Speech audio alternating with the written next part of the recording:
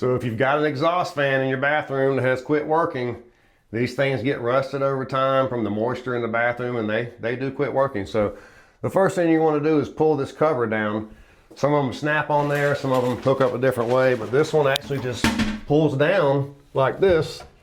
Okay, and then it's hanging there by these little tabs. You can reach up on the side, squeeze these tabs in, and this lid will actually come right off like this. So these fans actually just plug in here with like a little plug like that.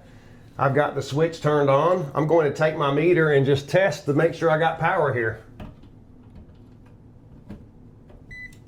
And I do, so that tells me the fan's bad. Now, once you determine it's your fan, you can go ahead and turn your power off. I just turn the switch off. That's just the way I do it.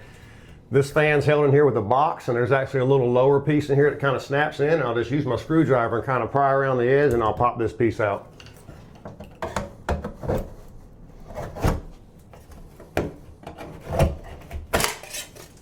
Just like that.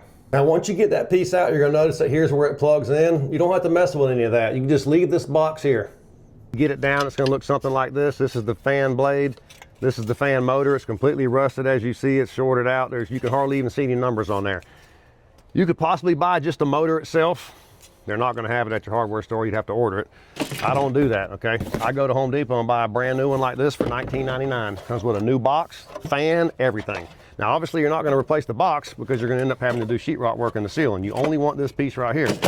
Take a screwdriver just like we did inside, put it right here and pry it a little bit, and this whole piece comes right out, okay? Just like that. It's identical to the one I just took out, okay? So it's just gonna drop right in there. It doesn't always work like that.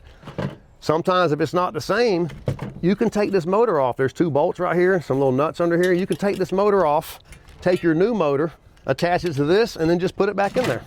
Now, I've replaced quite a few like this where they just pop right in there, and I've done quite a few where you have to change the motor. This is one of the easier ones. Sometimes it works like that. You just take this, put it right back where you got the old one from. Just like that, snaps right back in there. You plug the fan right back in, turn it on. And just like that, you got a brand new working fan. It even comes with a new cover. So you go ahead and squeeze these little metal tabs and put them right here in this slot that you see on the side. And that's how the cover gets held in. There's one on each side. You just gotta kind of press it together and just kind of push it up in there. Just like that. Once you get it in there, push it all the way up to the ceiling and you're done. It's as simple as that. It took me about 30 minutes, cost me about 20 bucks. Got a brand new fan. You can take this and throw it in the garbage because you won't need it. All right, then. Next!